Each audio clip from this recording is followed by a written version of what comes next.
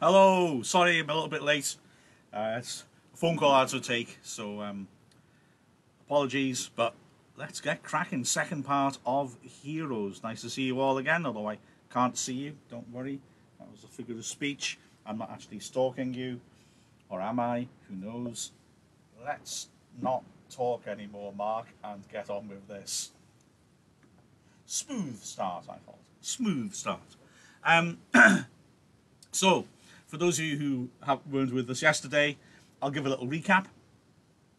But also, I will just go through as well how this works. I'll read it through. I'll interrupt myself constantly to give notes and things like that. If you're studying this for English literature, it's great if you've got your own copy to follow along with and to highlight as well, because making notes as you go along is a really good way to make sure that you're following what's happening and that you've got stuff to revise from.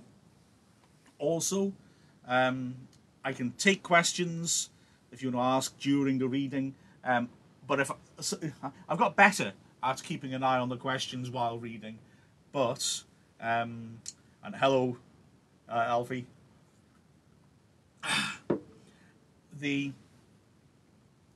If I don't notice the question, I'll go back at the end and have a look, and I'll leave some music playing at the end. So if you wish, you can pop a question on there for me to answer tomorrow. So, a quick recap of yesterday. That's a very striking start to it all, which basically has Francis Cassavant introduced to us, who is a veteran from the war. He's only 18, though. It seems very young, doesn't it? He's come back after the war is over to his hometown in America. He has no face, he says in the first sentence. He's clearly had a terrible accident happen to him, something bad's happened to him.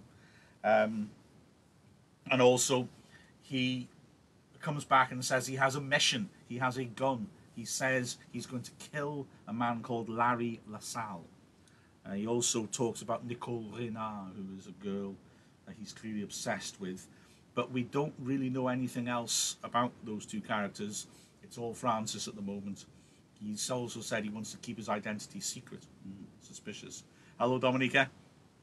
I've got to say, Dominica, you'd have enjoyed this morning already. I've done some form tutor time with my form class, and my cat came along and asked for a big fuss, which they enjoyed, and I know you've done as well. So yeah, she had a little perform for the cameras, but she's not in up here now, I'm afraid, so chances are slim that she's going to repeat that. She doesn't come into this room anyway. It's my messy room. Nobody really comes in here unless they've had their injections. Okay, let's get cracking. I said yesterday that the timeline goes forwards and backwards. So this next chapter is going to be in the past. So this is when Francis is in school. And I was about to say it's when he first sees Nicole, although maybe the first sentence gives that away a bit. I saw Nicole Renard for the first time in the 7th grade at St. Jude's parochial school during arithmetic. Sister Mathilde was standing at the blackboard illustrating a problem in decimals when the piece of chalk in her hands broke and fell to the floor. I leaped to my feet to retrieve the chalk. We were always eager to keep in the good graces of the nuns, who could be ruthless with punishments, using the ruler like it was a weapon, and ruthless too with marks on our report cards. As I knelt on the floor, the door opened and Mother Margaret, the Sister Superior, swept into the classroom, followed by the most beautiful girl I'd ever seen. This is Nicole Renard. She's a new student here, all the way from Albany, New York. Nicole Renard was small and slender, with shining black hair that fell to her shoulders. The pale purity of her face reminded me of the statue of Santa Therese in the niche next to Father Balthazar's confessional in St. Jude's Church. As she looked modestly down at the floor, our eyes met, and a flash of recognition passed between us, as if we'd known each other before. Something else flashed in her eyes too, a hint of mischief, as if she were telling me we were going to have good times together. Then the flash was gone, and she was Santa Therese once more, and I knelt there like a knight at her feet, her sword having touched my shoulder. I silently pledged my love and loyalty forever. Okay. Woof. This is a very important paragraph or two to understand Francis, to understand how he sees Nicole, and this is a key theme in the book. You will see in this section he's very innocent. He's just a young kid who sees a pretty girl for the first time and falls head over heels with her immediately. And this is not a realistic way to view another person just because you fancy them. He's giving her these pure saint-like qualities. So at the start, he's naive. He thinks she's just perfect. And the way he describes her, well, the romantic way he describes it, he's got on the floor to pick up the chalk for the nun. And then he looks up at her, this vision of beauty, who he immediately compares to a saint, Saint Therese, because of the pale purity of her face. So she's pure, she's innocent, she's perfect, she's a saint. And then he says he's like a kneeling like a knight at her feet. So I mean, the ideas of knights in sort of romantic, chivalric literature is that they will serve their leader, they will pledge allegiance to the leader or their lady, and they will serve them forever. If you watch Game of Thrones, just thinking, I can't remember the names of the people in it, I'm afraid. The very tall woman who's a knight, doesn't she pledge to protect somebody? And she's like, her whole purpose is to get back to that person, to protect them. That sort of thing. So he said there, I silently pledged my love and loyalty forever. This is a terribly sweet and cute and innocent gesture. It's nothing to do with real love, is it? You know, a real relationship is not one person pledges to be loyal and follow that person unquestioningly and love them unconditionally forever. It's not realistic, is it? But he's a young, naive kid, sees her, falls head over heels, and bam. That's how he first sees her. That's a key theme, how he sees her. Sister Matilde directed her to a vacant seat in the second row nearest the window. She settled herself in place and didn't give me another glance for the rest of the day. After that first meeting of our eyes, Nicole Renard ignored me. Although I was always aware of her presence in the classroom or the corridor or the schoolyard. I found it hard to glance at her, both hoping and fearing she'd return my glance and leave me blushing and wordless. She never did. Was the look that passed between us that first day a wish of my imagination? Luckily, she became friendly with Marie Lacroix, who lived above my family on the third floor of our house on 5th Street. The girls often walked home from school together. Nicole lived one street over, on 6th. And I trailed after them, happy to be following in Nicole's footsteps. They giggled and laughed, their schoolbooks pressed against their chests, and I hoped that one of Nicole's books would fall to the ground so that I could rush forward and pick it up. Once in a while, Nicole visited Marie on the 3rd floor, and I lurked on the piazza below, trying to listen to their conversations, hoping to hear my name. I heard only the murmur of their voices and occasional bursts of laughter. Standing at the banister, in an agony of love and longing, like a sentry on lonely guard duty, I waited for Nicole to come down the stairs so that I could get a glimpse of her and perhaps catch her attention. She'd come into view, my mouth would instantly dry up and I would look away, afraid that my voice would emerge as a humiliating squeak if I tried to say hello. A moment later, I'd hear her footsteps fading away and I'd plunge into an agony of regret, vowing to talk to her the next time. Oh, and he's cute, he's so naive, and again he talks about being a sentry, like he's keeping guard, protecting her. He's too shy to speak to her. He hangs around to try and see her, but then you can't actually approach her. Oh, he's just terribly sweet, innocent, naive lad, isn't he? You fancies this girl, but can't do anything about it. It's terribly sweet, isn't it?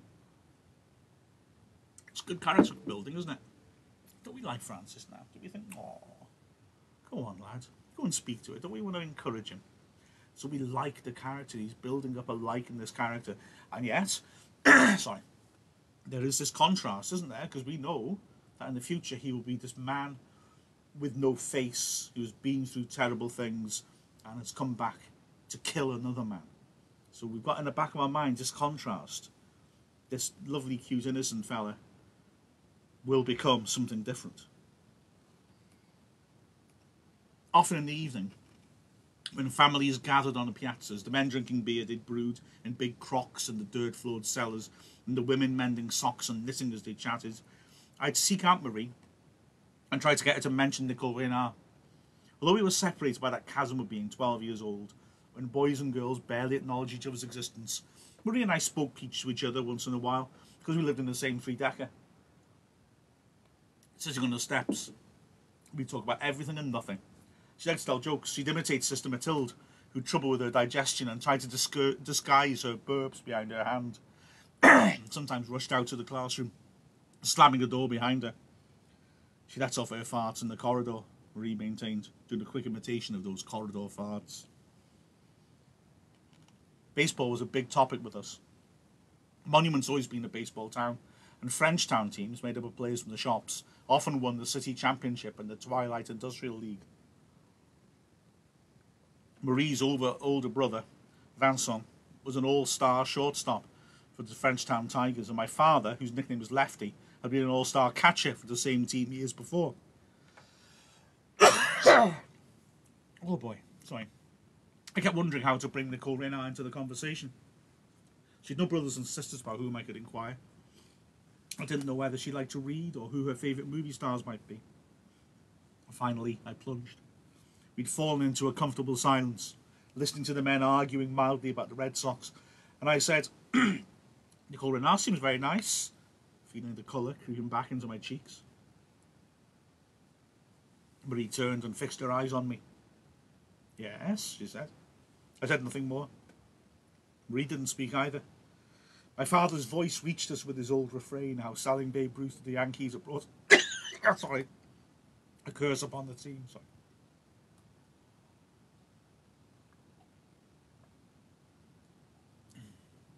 Dodgy throat today, sorry.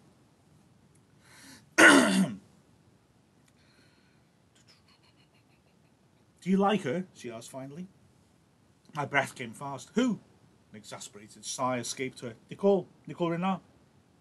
I don't know, I said, cheeks incinerating now. I didn't know what to do with my hands. Then why did you ask about her? Sorry. I don't know, I said again, feeling stupid and trapped, knowing I'd fallen into Maria Clare's clutches and she'd probably blackmail me forever. Finally, I threw myself on her mercy. Yes, I said, I like her. Astonished at the relief I felt at this admission, I wanted to shout from the rooftops I'd love her with all my heart. Please don't tell her, I pleaded. Your secret is safe with me, Marie said. But was it? Yet deep within me was the knowledge that I wanted her to tell Nicole Renard that I loved her. Sorry about the throat, by the way. Sorry, I get this sometimes.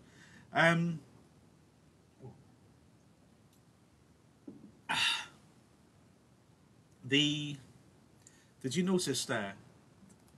Pure, innocent, naive, shy, young Francis, when he was embarrassed because Marie worked out that he fancies Nicole, he starts blushing and he said, I don't know, I said, cheeks incinerating now. Wow, well, think about that phrase for a second. Incinerating means to burn it. Well,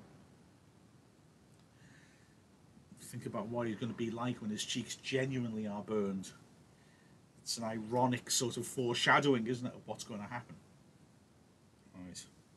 So I nearly finished with water now, so let's see how long I can last. And Dominica, you barely remember it. Oh, see what a good teacher I was. Really got it stuck in your head. Only joking. I think you need to read a book a couple of times to properly remember it, if I'm honest. There's loads of books I read I can't recall at all. Trust me. The next bit, just out of interest. Francis is quite literary, not in the sense that he spreads litter, in the sense that he likes literature. And there'll be a few little references to writers. Now, this could be an impressive point just to file in the back of your head if it comes up in the exams.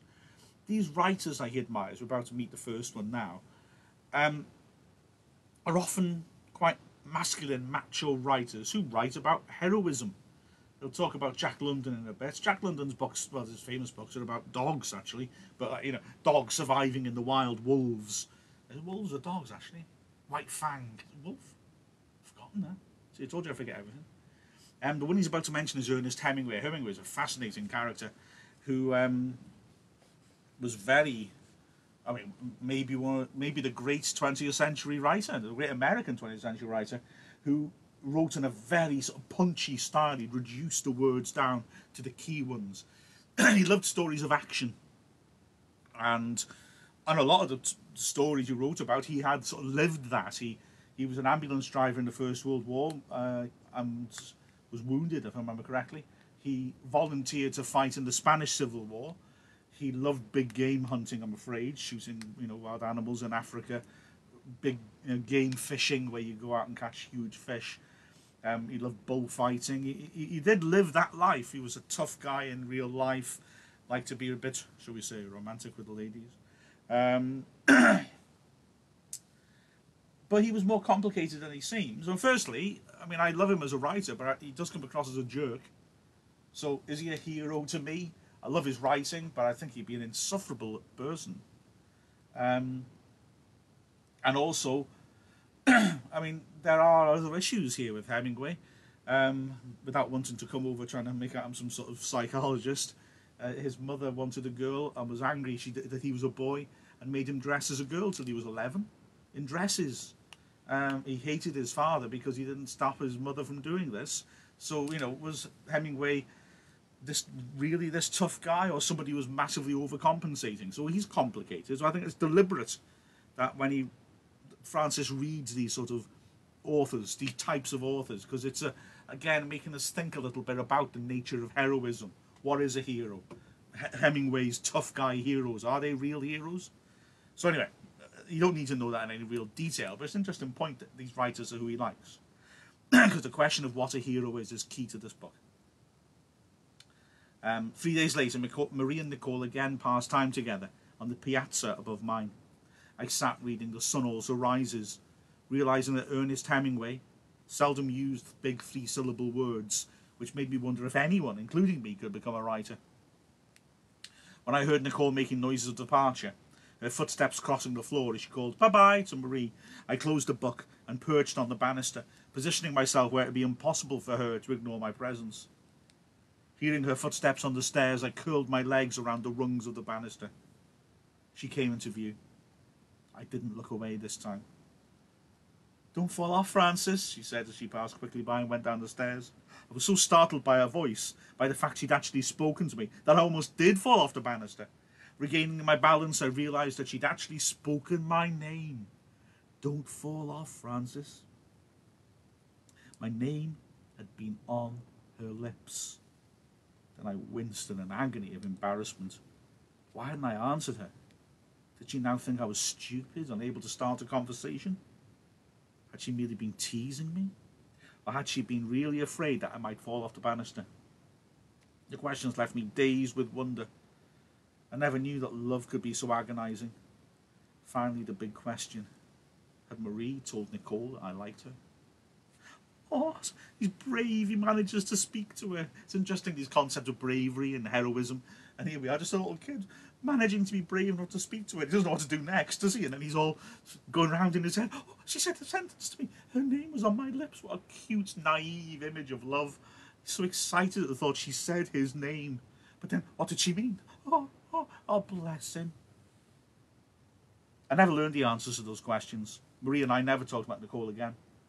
She was always coming and going in a hurry, and I was too timid to try to corner her. Summer vacation started, and everyone fell into different routines. Nicole didn't visit our three-decker anymore. I caught sight of her sometimes on 3rd Street going in or coming out of a store, and my breath held. I saw her stroll in the convent grounds of Sister Mathilde one hot summer afternoon. One evening, as I hung out in front of Laurier's drugstore with Joey LeBlanc and some other kids, I saw her walking across the street, her white dress a blur in the darkening evening. She looked our way and waved. I waved back, thrilled at her attention. Joey also waved, calling out, "Hey Nicole, you got a run in your stocking?" Laughing at what he thought was a witty remark. He couldn't see her stockings that distance, of course. Nicole paused, tilting her head as if puzzled. Joey broke into more laughter. Nicole walked on, quickening her step.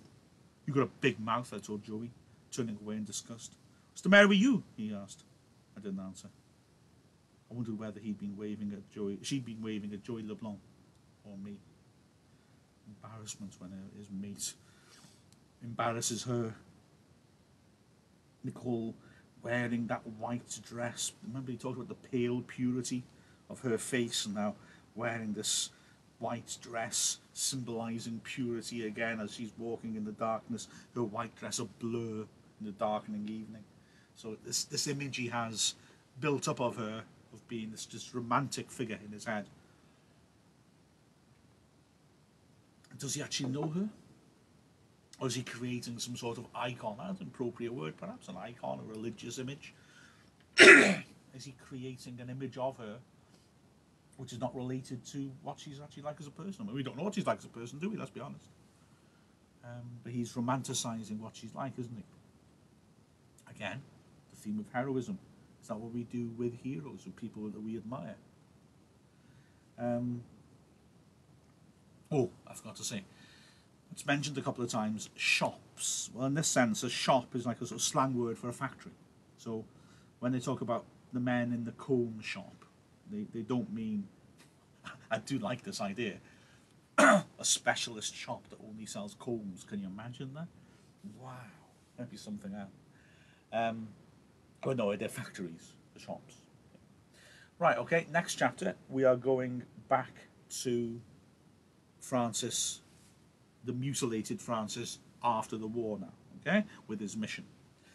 Pardon me. Although, I will point out that even within this, he will have a little bit of a flashback. I feel like a spy in disguise as I walk the streets of Frenchtown, hidden behind the scarf and the bandage, making my way through the chilled morning, pausing on the corners, watching the people come and go, and then moving on when I feel their eyes on me, filled with either pity or curiosity. I try to avoid eye contact with people I know, like Mr. Molnier, the butcher, who stands in the doorway of his meat market in his blood-stained apron, and Mrs. St. Pierre, who scowls her disapproval at him as she passes. I've places to visit now as I've returned, and one of them is 6th Street in the grey three-decker where Nicole Renard lived with her mother and father on the second floor at number 212.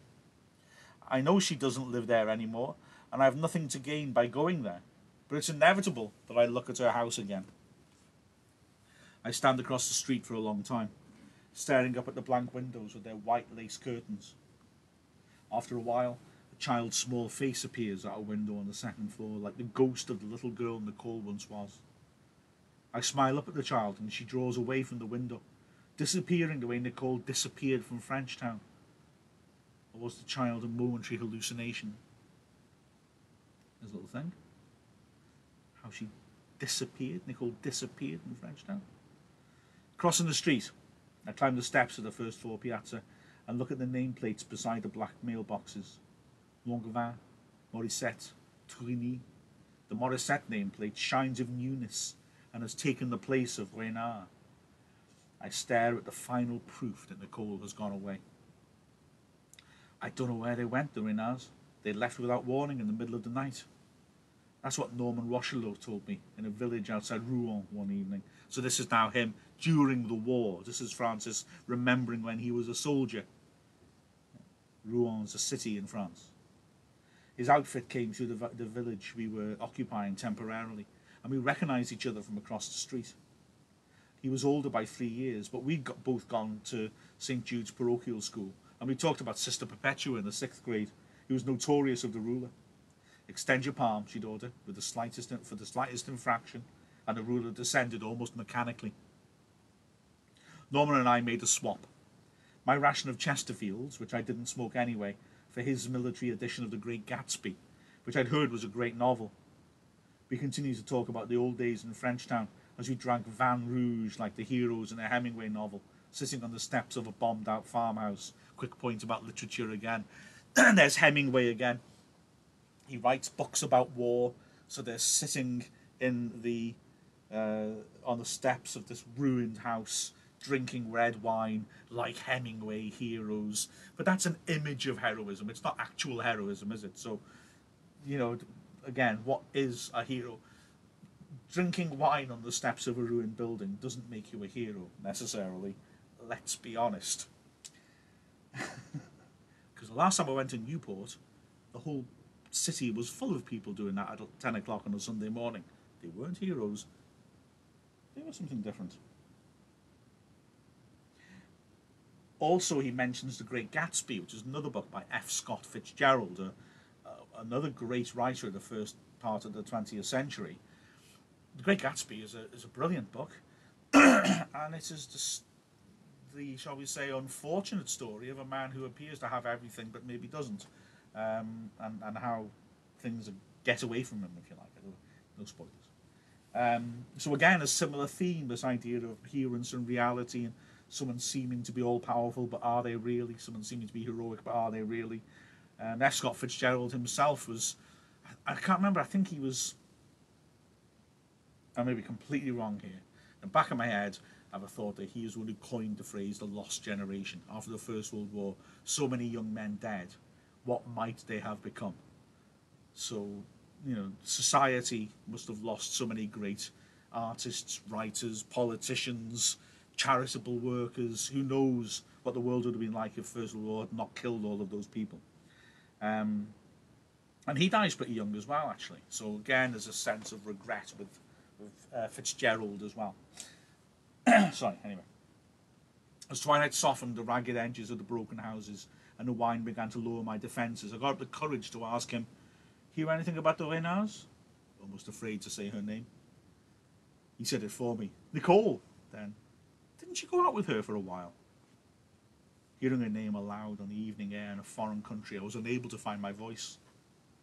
"Yes, she was my girl," I said finally, giving into a rush of memories, our lips meeting, her hand in mine as we walked down Mechanic Street, the cologne-like spring flowers that always clung to her. Oh, this playing around with the timeline. He's just said that he manages somehow to go from the shy boy who can't speak to her to her being his girl. He remembers them kissing. Dragging on a cigarette and releasing the smoke through his mouth and nostrils, he told me about the family's sudden departure from Frenchtown. More than that. All kinds of rumours about her, Francis. She began to stay at home. Didn't come out of the house except for the 5:30 morning mass, the nuns' mass, which nobody else in his right mind ever goes to. She was like, he gestured with the cigarette, trying to find the right word, a hermit. Then she was gone, her and her family, left Frenchtown without telling anybody. Gazing at me curiously. "Haven't you heard from her?" "No," I answered. He squinted at me, curiosity remaining in his eyes. "You're about 15, right? How'd you get in the army?" I told him about forging my birth certificate. He didn't ask why I joined, and I didn't expect him to. Everyone wanted to go to war in those days to defeat the Japs and the Germans. After a while, we fell to a tired end of a long day's silence. Then he left to rejoin his outfit, walking off into the twilight. He turned, and we saluted each other in a half-joking way, grinning, because we didn't think of ourselves as soldiers, but only as two Frenchtown boys in uniform. And I'd not killed anybody yet. Do you know how he'll finish a section with that sort of throwaway comment? "Yeah, I was just a kid and I hadn't killed anyone yet." He's killed somebody then, yeah? He's in town to kill this Larry LaSalle guy, and he's killed somebody before then. Oh, so many little hints and teasers. And what the hell's the deal with Nicole Renard and her family just disappearing, and her becoming a hermit before they disappear? A hermit, somebody who stays away from society. What is going on, eh? What is going on? That thing there is a little hint as well of a theme. Again, it's nature of heroism. We didn't think of ourselves as soldiers, just two Frenchtown boys in uniform. Yeah, I don't see ourselves as anything special. This is what we're doing now. As I turn to go back down the steps at 2126 6th Street, the front door swings open to reveal a woman in a damp apron, a broom in her hand, looking at me with narrow, suspicious eyes. "You want something?" she asks. I wondered if she's using the broom as a weapon for protection, and don't blame her. I have to keep reminding myself how I look to other people. "Do you know where the Renards went?" Not expecting an answer, but hoping that the question provides me with respectability. What? She asks, frowning as she clutches the broom in front of her. The scarf has muffled my voice, of course. Duenas, I say, trying to pronounce the word distinctly. Where are they? All gone, she says, her voice doleful. All gone. She begins sweeping the doorstep, as if she intends to sweep me away too. Her words chase me down the steps and into the street. All gone. All gone. Mrs. Belander is waiting when I return from 3rd Street. 2 bags of groceries from Enno's Market in my arms. I've stocked up on cocoa and bread and strawberry jam, and a variety of Campbell's soups in the red and white cans. Mostly tomato and bean, and pea soup. Everything's soft, because my gums are tender and it's hard for me to chew. I've also bought 2 bottles of pasteurised milk, a pound of butter, and a wedge of cheddar cheese, which I'll store in the small electric refrigerator on the counter upstairs. I can keep going on a minimum of food, because I lost my appetite somewhere in France and eat now only to sustain myself for a while. Mrs. Belander holds a deep pot in her hands and says, I'll carry it up for you, the black bean soup I made. We climb the stairs together. In the tenement, I place the groceries on the counter and she puts the pot on the stove. No boil, she says, just heat, and turns to me. You didn't say your name. Not quite an accusation, but as if her feelings had been hurt. Here is the point where my life becomes a lie. Raymond, I tell her, using the name of my dead brother. Beaumont, I add, my mother's name before she married my father. Père et mère, she asks. Remember, so there's this French enclave they live in, so she's more comfortable with French and English, her father and mother. I'm ready to give those answers. In Canada. In my mind, I substitute heaven for Canada. We lived in Boston before, but they went back home to Canada when the war came. The truth is that my Uncle Louis, who never became a citizen, returned to Canada while I was in the army. I see the question in her eyes and I'm quick to answer. I met a Frenchtown boy in the service, Norman Rochelot. He told me about Frenchtown. He made it sound like a nice place to live. Doubt flashes in her eyes and I make a quick addition to my story. My mother and father are waiting for me in Canada, but I have to report to Fort Delta for treatments for a while. It scares me how easy it is to lie. Vous parlez français? She asks. I shake my head no. I can understand French because of the 8 years with the sisters at St. Jude's, but I've never been able to speak the language correctly. She sighs heavily, studies my scarf and bandage for a long moment and murmurs, poor boy, again, as she shuffles towards the door. So, he's lied about his background. I think you say this naive purity he had, but now you get the sense he isn't that comfortable with the fact that he does this, is he? He's created a false identity for himself. More questions have been asked than answers given, I think, so far today, haven't they? Which is how I like it. Because it starts to intrigue you more and more and more, doesn't it? There's a link in my head and I can't quite think it through, so maybe if you want to have a little think for yourselves.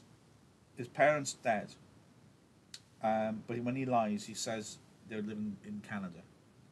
In my mind, I substitute heaven for Canada. This is apparently a reference, it looks like to me, to the concentration camps in the Second World War. It's horrific, of course, but the Nazi troops would collect items from the dead inmates, or just from the inmates who were alive, and would store it for sending off, and would keep the best stuff, you know, the gold fillings and things from people's teeth. And they used to call it Canada, Canada was this heavenly place, this perfect place. There's a link there. I'm sure it's a deliberate link. I'm struggling to see exactly what Cormier is trying to suggest there. Whether it's implication of falseness somehow, because Francis is wrestling with this idea that he's a decent person but he feels he's bad. Remember how disgusted he felt when he was described as a hero? So, something to chew on there. I see Mr. Donald's cool maths lessons. He leaves people sometimes with a question to ponder. There you are, there's one there. Do I make any sense with this Canada link? Or am I just imagining it? Is it just a coincidence? Right, my throat's dying off. So I'm going to Scarpa. I don't think I might. I say this every time. There's not usually. Sometimes there are comments that don't come up for some reason on this. I can't see anything. So what I'll do is I'll go to the post stream. I'll leave it running for another 10 minutes. Ah, Sophie, Canada. Oh, good. Right, excellent. I'll get my brain around it. Try and work this out. Thank you very much for that. I thought I was going crazy for a second.